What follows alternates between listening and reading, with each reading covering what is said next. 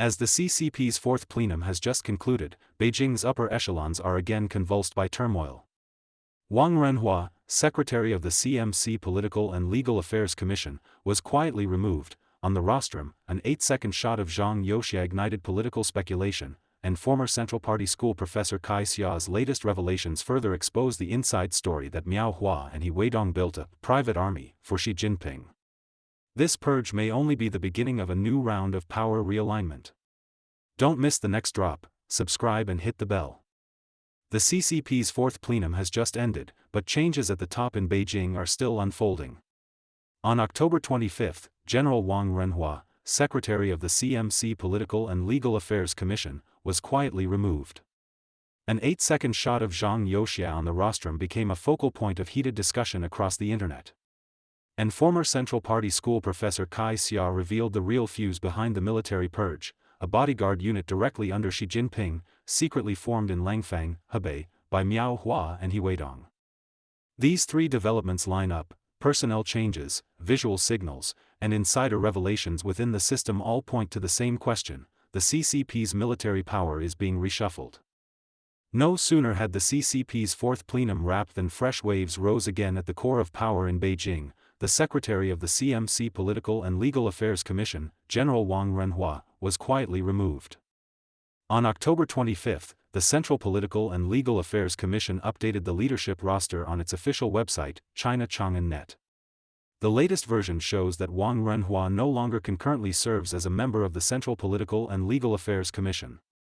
This update means that this senior general, who simultaneously held the dual identities of Secretary of the CMC Political and Legal Affairs Commission and member of the Central Political and Legal Affairs Commission, has officially disappeared from the party's highest political legal decision-making level. What's more, Wang also missed the recently concluded 20th CCP Fourth Plenum, becoming one of the 18 military Central Committee members who were absent from the meeting. https://www.epochtimes.com/gb/25/5/9/n1450392.8.htm. As early as this May, rumors were already circulating that Wang Renhua was under investigation. Earlier, he had unusually been absent from a meeting of the CCP's Political and Legal Affairs Commission. Wang Renhua once served under Zhang Youxia in the equipment system and under Miao Hua in the Navy. Wang comes from the equipment system, and in his early years served in departments under Zhang Youxia's leadership. Beginning in 2012, Zhang Youxia served as minister of the CCP's General Armaments Department, exercising overall control over the military's equipment, aerospace, and missile systems. At that time, Wang Renhua was director of the political department at the Jiuquan Satellite Launch Center, a mid-level principal post directly managed within Zhang's system. In 2013, he was promoted to Major General during Zhang Youxia's tenure. In January 2015, Wang was transferred to serve as director of the political department of the Army Equipment Research and Procurement Department of the General Armaments Department. A year later, he became deputy director of the Army Political Work Department. From Jiuquan to the General Armaments Apparatus, and then to the Army's political work system, these transfers all occurred while Zhang Youxia was leading the equipment system, indicating clear overlaps in their positions and a relationship of promotion. In 2017, Wang shifted into the Navy, serving as secretary of the Discipline Inspection Commission of the East Sea Fleet. At that time, the Navy's political commissar was precisely Miao Hua. From this period onward, Wang's career began to accelerate. In 2018, Wang entered the CMC Political and Legal Affairs Commission as Deputy Secretary. At the end of 2019 he rose to Secretary and was promoted to Lieutenant General. This sequence of rapid promotions occurred while Miao Hua was serving as Director of the CMC Political Work Department, indicating strong backing from Miao's system. On March 28, 2024, Wang Renhua was again exceptionally promoted to the rank of full general, with Xi Jinping personally presiding over the promotion ceremony.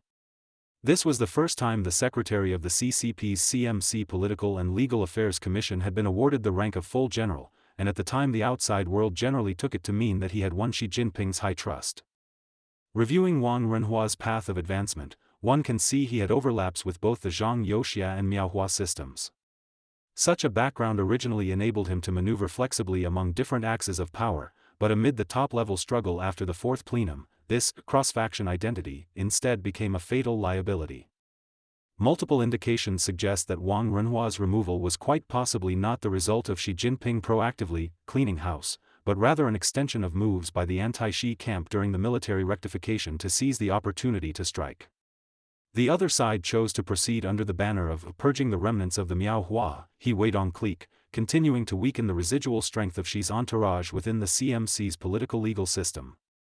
As a key link in this chain of power, Wang's removal undoubtedly signifies that the post-plenum settling of scores is still continuing, that power struggles inside the military are still running under high pressure, and that the current fragile balance at the CCP's top has been laid bare. Anti-Xi forces already have room to operate within the military.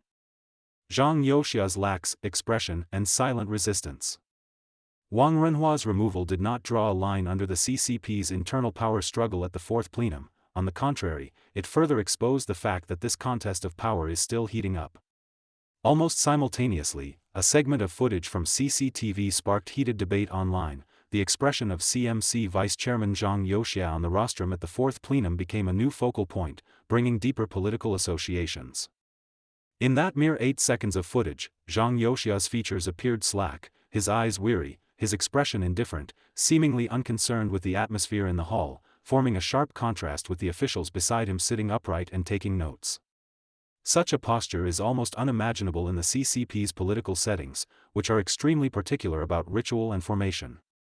Some said he looked drowsy, while others felt that the can't be bothered air he exuded was like a form of body language conveying, "Play it however you like, I don't take you seriously at all." What's more notable is that this footage was not captured by accident. Those familiar with CCP propaganda operations know that CCTV's shots are never randomly selected, every shot passes through layers of review and political filtering. Therefore, some believe this segment may have been deliberate on the part of the propaganda system, using visual language to signal Zhang Youxia's marginalization and thereby release a signal of power reconfiguration. Others point out that this was precisely Zhang's silent protest, on camera, conveying his indifference and disdain through an untimely posture. Whatever the truth, those 8 seconds reflect the tense atmosphere of the fourth plenum. Facial expression management on the rostrum is supposed to be the most tightly controlled facet of CCP politics, yet now a fissure has appeared under the gaze of the world. It reminds people that beneath an apparently stable surface, tectonic plates of power are shifting in the dark. Even more intriguing is that CCTV did not avoid this shot, but let it air in full. Those familiar with the grammar of official propaganda know that official cameras don't slip up, which angle and which frame are all vetted through multiple layers. Zhang Youxia's laxness being presented so clearly is hard to write off as coincidence. 2 interpretations have thus emerged externally. The first holds that the propaganda system intentionally downgraded Zhang Youxia's image, implying that his standing in the new round of military rectification is no longer secure. The other contends that this was Zhang's deliberate signaling, in front of the camera, conveying coldness and contempt through an untimely posture and resisting political control with silence. Whichever explanation one prefers, the footage exposes extreme tautness within the military. Wang Renhua's removal makes Zhang Youxia's situation even more sensitive. He is both one of the few remaining, second-generation Reds, in the military and a key hub maintaining the CMC's functioning between the anti-Xi and pro-Xi camps. If Wang's fall symbolizes a fissure in the political legal system, then Zhang's moment on the rostrum is the embodiment of a divided military command. The Ministry of National Defense's overstepping announcement. Just 3 days before the fourth plenum convened, China's Ministry of National Defense suddenly issued a notice announcing that 9 full generals were simultaneously expelled from the party and the military, an action that immediately caused a public stir. This is not only a rare mass clearing in CCP history, but, because of its abnormal timing and procedure, has been widely viewed externally as a political move directed at the very highest level. According to former Central Party School professor Kai Xia, by CCP rule, Politburo members, CMC vice chairman, and CMC members all hold vice-national rank. Disciplinary decisions for personnel at vice-national rank and above must be announced by the party center, that is, Xinhua must be the first to issue the news, and other media can then follow. The Ministry of National Defense does not have the authority to be the first to publicly report disciplinary decisions on vice-national rank generals. Therefore, the MOD's overstepping move clearly broke the original procedural rhythm, constituting a typical procedural irregularity. Arranged this way, it was tantamount to the mod using a fait accompli to lock in the personnel pattern of the military before top-level discussions had even begun, leaving the fourth plenum to do no more than passively rubber stamp it. What's more, this was actually the second time the mod had done this. The first was when it proactively announced that Miao Hua was under investigation. The second was this instance, 2 days before the fourth plenum, announcing that He Weidong, Miao Hua, and 7 other full generals were double expelled. As for why this was done at that particular moment, Kai Xia said the purpose was to force the palace, i.e., force Xi's hand. According to CCP internal rules, the agenda of a plenum must be decided by the Politburo, and final say over the Politburo's agenda lies with the General Secretary, that is, Xi Jinping. If the agenda had not been set in advance, even if there had already been a large-scale military purge, she could have shelved it on procedural grounds and declined to discuss it. By getting out ahead of the party and going public, the mod effectively forced the party's internal agenda to catch up. Once public opinion and media outside the party already knew that 9 full generals have fallen, the CCP's fourth plenum could no longer dodge the issue. It had to passively bring it into discussion and recognize the disposal results, thereby shutting down Xi Jinping's room to reverse the cases for these people. From this angle, the mod's move sent a clear signal to the outside: the CCP's internal power struggle has moved from backroom bargaining to open contestation. Kai Xia exposes Miao and he's secretly building a private army for Xi.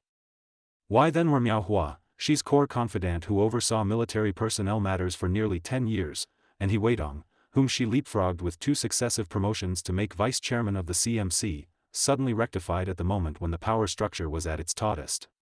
This is clearly not a routine anti-corruption matter, because no one in the CCP is untainted by corruption.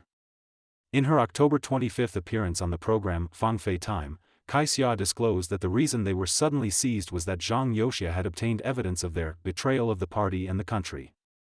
After He Weidong became CMC vice chairman, he and Miao Hua secretly formed, in the Langfang area of Hebei, an armed unit at vice division level that was completely independent of any existing theater commands, military regions, or regular military structures. Yet the unit's equipment configuration reached vice army level, a classic case of low administrative grade with high configuration, implying it received resource allocations far beyond what its nominal level warranted. Moreover, the unit's chain of command was highly unusual. It took orders only from Miao Hua and He Weidong and did not accept the dispatch or interference of any other CCP military organ. Kai stressed that she had long learned of this from multiple different channels within the system, but out of caution had never revealed a hint to the outside world. In Kai's view, the purpose of forming this unit is obvious: it was a private armed force custom-built by Miao Hua and He Weidong for Xi Jinping, Xi's private army. And because this unit is garrisoned in Langfang, only a few dozen kilometers from Beijing, it could directly intervene in Zongnanhai at short notice in the event of a coup, unrest, or internal conflict. Such a deployment amounts to setting up, outside the capital's defensive belt, an additional, shadow defensive layer, controlled personally by Xi, in order to provide timely, reliable, close-in protection and political support for him. This behavior of building power outside the system from within aroused strong dissatisfaction among other factions in the military, especially among senior generals and the party elder circle. Kai pointed out that precisely for this reason, starting late last year and into early this year, signs of backlash began to appear in the military, and generals personally promoted by Xi were taken down in quick succession. Miao Hua and He Weidong, key figures who built a private army for Xi, then became targets for concentrated removal. Zhang Youxia, acting in the name of safeguarding the party and the state, struck. Xi himself could not openly deny or block it, lest he be implicated as well. Thus he could only acquiesce, even turning a blind eye to the mod's procedural violations in making overstepping public announcements later on. Kai stated, Miao Hua and He Weidong are Xi's Sheng's Zhuang, original wording: without these 2 people, Xi's direct control in the military would be cut by half. Therefore, their simultaneous uprooting is equivalent to severing the nerve center of Xi Jinping's control within the CMC system. After this, Zhang Youxia's reconsolidation of the CMC's central position also marks that the military's power structure is being reshuffled. Kai Xia comes from a second-generation Red family within the system. Early in life she underwent rigorous training in the CCP military, then taught at the Central Party School for decades, focusing on party history studies. She is widely recognized as an expert on CCP issues, well-versed in the patterns of internal operations, officialdom ecology, and the subtleties of power games within the system. More importantly, she has amassed extensive personal networks within the system that give her access to sensitive information at the top, which is why her disclosures carry very high credibility. The aftershocks of this private army storm are still spreading. Wang Renhua's removal may well be a continuation and aftershock of this series of purges. Kai notes that the CCP's crisis lies not only in factional struggles, but in the system's own self-splitting. When the party can no longer command the gun, and the gun can no longer command the party, collapse is only a matter of time.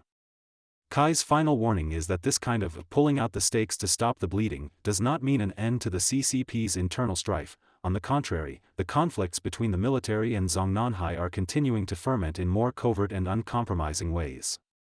She said, "This power struggle is far from over, it will only intensify outside the hall of the Fourth Plenum."